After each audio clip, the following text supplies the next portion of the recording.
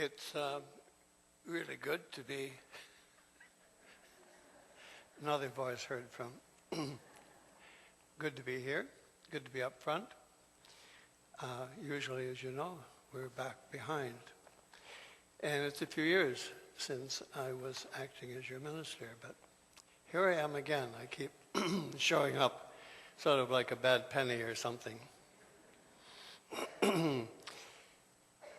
This morning is a very special time in the Christian year where we think of Pentecost, which is considered to be the birth of the church. The whole birth of the Christian church began with that group of people back then, 50 days after the event of Easter. Penta, 50 in Latin, 50. I knew back in early part of March that I was going to be preaching this week, and just to show you how the Spirit somehow speaks to us very quietly, and sometimes we hear and often we don't. Anyway, I was reading the editorial, which I have to say I don't often read very much, but anyway, I was. And while I was reading that, pretty much the idea I was going to use in the sermon suddenly just, it was there. The Spirit does say things to us, nudge us, do something to us. And on the same note, my wife said to me, why don't you use what's on the screen? Maybe you could get that up on the screen, and thanks to Larry, he could. It was out of the Current Observer, and Margaret Mead, being an anthropologist, a cultural anthropologist, had those words to say. And so the Spirit spoke through her too. That happens very often, I think. Anyway, we're thinking about the power of the Spirit and how message comes to us. Message comes to us. We can call that Spirit. We can call it whatever you want. You can just say, well, the idea just came into my head.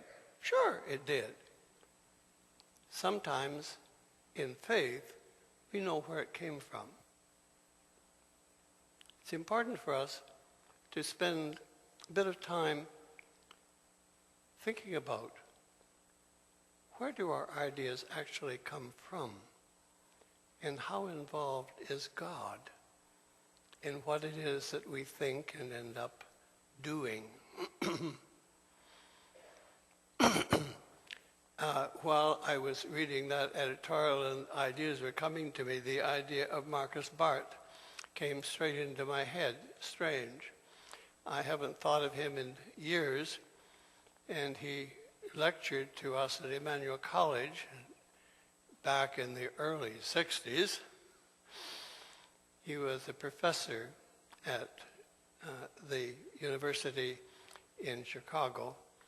His father was Karl Barth, who had yards of theological treatises that were hardly understandable and were in German. Especially not understandable to someone who doesn't speak German. Fortunately, they were translated, but I still didn't understand them. But Marcus was not his father, and he spoke far more plainly. And during his lecture, he used an illustration. He was really talking to us about how is it that we are involved in the Bible? How do we fit into all of this? And so his illustration was that we're walking down a long hall. Visualize a long hall. We're walking, and down the way, we see some people. Look at what they're doing. wow, they are so intense. They're talking to each other. They're really into it, whatever it is. I wonder what they're talking about. And so this person gets close enough to hear better and sort of slows down and starts to listen. What are they talking about over there? And this person hears his own name. They're talking about me? He gets closer. He joins the conversation. So what's this all about? What are you talking about? Where am I and what you're talking about? And so the conversation began, and the group took this person in and began to expound and to think together. And that is very much what the Bible is. A conversation, a whole bunch of conversations. And if we walk down the hall, if we get close enough, we'll discover they're using my name. I'm involved. And so we draw closer and we find out more about what they're talking about. That's the Bible. And what's going on at this Pentecost time is exactly that. They have drawn together after Jesus' death and resurrection. They're trying to figure out what are they going to do, how are they going to do it.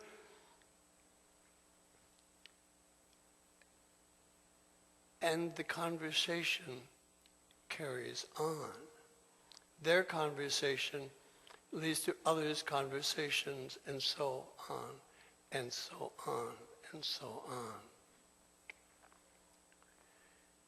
So this day that they've come together, this Pentecost, the Pentecost that they're talking about is the Jewish Pentecost, which was a major festival of their year, celebrating their release from Egypt as captives and their end of their enslavement and the beginning of their country. And Pentecost is a celebration of this glorious and wonderful event. That's sort of the history of Pentecost. And so people from all over had come together because this was a festival. Passover, they came to Jerusalem. Pentecost, they came, and so on and so forth. So a lot of people about. The disciples are still gathering in whatever house they were hiding in. They were still hiding. They were still afraid. They didn't know how to do whatever it was they're supposed to do, and they didn't want to get killed doing it. I think over those 50 days, they have been growing and things happening within them, and by this particular day, it boils over. They have decided now is the time. What better time? People from all over, everywhere had come together. Out they go. And they start saying what they have to say about Jesus and God and how God is love. And they just went on and on and on about the wonderful things that Jesus had done, testifying. And so they did.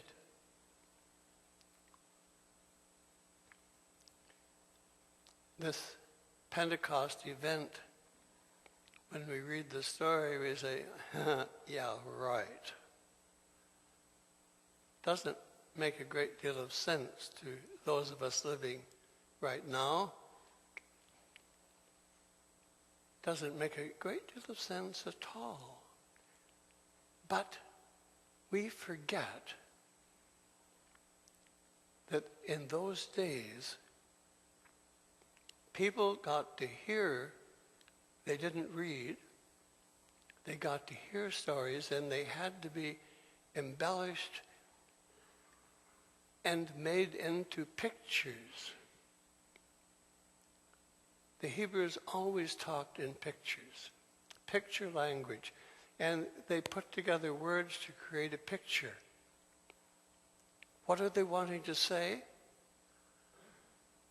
They're saying something absolutely incredible took place. It was so incredible. Think about that word for a moment. Incredible. We don't often separate a word out, but maybe for this time. Credible, hardly believable. Incredible, this event was hardly credible. Just way out there somewhere. How do you say that in their language? They don't have our words, but they put together some words to say, listen up, everybody. Something really, really important happened on that occasion, and we want you to know it was incredible. And what happened as a result of whatever happened that day is indeed incredible. Hardly believable that that small group could make such a change in the world. Margaret Mead. Small groups change the world. Always have and always will. Because small groups, when they have the right idea, become large groups, become many small groups. And so the disciples split up and spread out. They were all over that part of the world, teaching, preaching, telling the story. Thomas went to India. I've forgotten which one went down to Egypt. John took Mary. Jesus had told him to look after Mary. He took her with him to Ephesus, where he lived out the rest of his life, and she lived out the rest of her life. They took off to all parts, telling the story. And so the one group becomes a whole bunch of little groups, all saying pretty much the same kinds of things.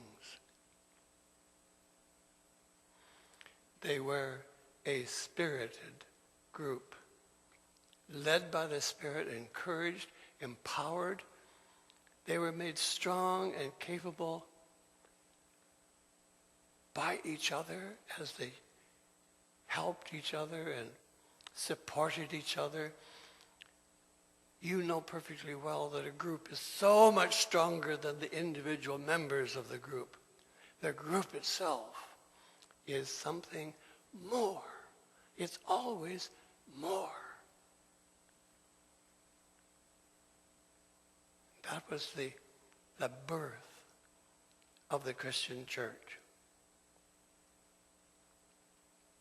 A couple of contrasts that I think of as I look through all of this. The Bible says many things, and often you'll find the opposites being said. For instance, in the Old Testament there's a story, and it's only a story, of the Tower of Babel, where it was supposed that everybody lived in this tall building that kept getting taller and taller until it would go to heaven. Well, we know that's not true. Anyway, everybody spoke the same language, and God was displeased with them, according to the story, so he made it so that they spoke different languages. Then they didn't want to be beside each other, and they spread out. Well, that would have happened, I guess, if there had ever been such a place as Babel, but The story is simply trying to say, hey, everybody speaks different languages, and they tried to say why. Not the right reason, but it was what they thought at the time. But the idea there is that God divides. Not so. Pentecost is telling us exactly the opposite. They came together. And what happened with this group on Pentecost, everybody somehow were able to understand what they were talking about and got the message.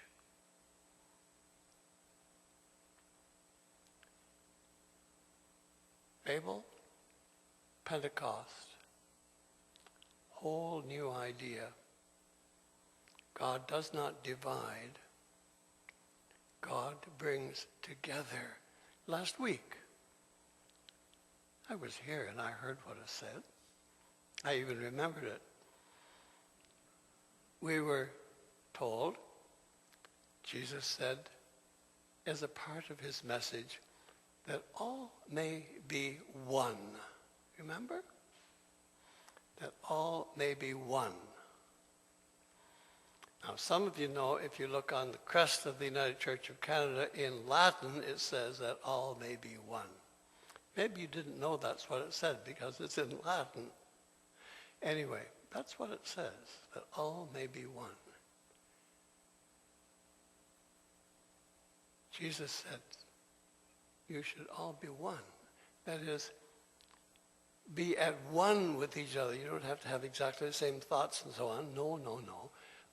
But that you are in agreement with being together as human beings and listening to each other. That all may be one. I said to Larry on the way out, he said that Jesus gave a thumbs up. And while I was going out the door, I said to him, well, you said that it was a thumbs up, and I think next week Pentecost says it's a good kick in, well, whatever. And that's what it was. It was a good send-off. That is what Pentecost is all about, and that is the birth of the Christian church. So for us, Pentecost is a celebration of God who is present, who's involved with us, who is in us, and who guides us. More than anything these days, we need to understand that the God we worship is the Spirit that lives within us. There's no point of us thinking about a God who's off somewhere. The God who's off somewhere, well, that's fine. But the only God that's of importance to us is the God who lives within. The God we understand through Jesus Christ. The God who is love. How different that message is from the Hebrew Scriptures. The thought of God as awful and vengeful and ready to kill everybody because they were so bad. And Jesus comes along saying, God is a daddy, warm, caring person, holds you in his arms. God is love. Just as I love you, God is love. And so these disciples start preaching the love of Jesus Christ. A totally new concept in those times. So we celebrate that kind of message that Jesus' love is the thing within us. God's love, the Spirit moving within this group, or any group for that matter. The Spirit lives within us individually, within us as a group. We are a group. As Mead has said, we are a group. And the group has enormous power in the world. You people here are a small group. Seems to me it was about, 9 years ago? Quite a while. About 9 years ago that I came here. Actually, it was about 9 years ago that I finished being here, so I'm trying to think back. At any rate, I came to you as an interim to be with you for a couple of years. And so I met together with you, and my experience of you when I first arrived, the words dispirited came to me. The words about where are we going? What are we about? What's happening to us? All kinds of negative feelings. And I formed a small group within the group. And this small group put together plans and worked with everybody, and ideas came out, and all kinds of wonderful chemistry took place within the congregation. And you found your direction, you found where you were going, what you wanted to do, who you were as a people. And by the time I left, you were on your way. The Spirit was with you and made that happen.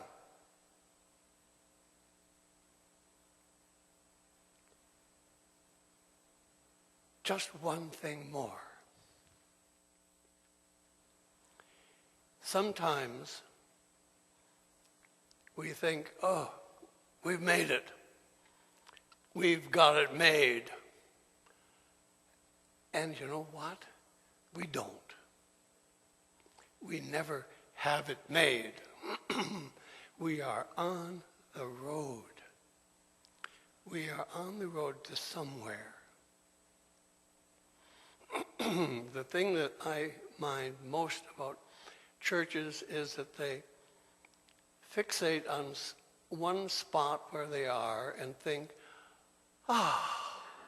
here we are, we've made it. We're in the right place. And they hang on to it like a life preserver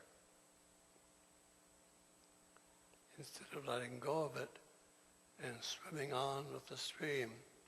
Or as the hymn that we sang, She Flies On. We need to fly on with the Spirit and find who we need to be tomorrow, and then the next day, and the day after that. To be fixated in any spot is wrong for any congregation, any denomination, to think they have found it. They have lost that which is most precious, the power of the Spirit to fly with them down the road. So this is Pentecost. I hope that this congregation is ready to fly down the road. Keep on flying, because you ain't there yet. And you're never there. There is an end. The whole message of Jesus Christ says there's no end. There is just being, going, doing, whatever, now and on into the future, discovering, becoming what you need to become. Just don't stand still, or you're left behind. The power of the group. You have the power. The power of Jesus Christ, the Spirit of God, is in this place and within you. And you will become what you will become.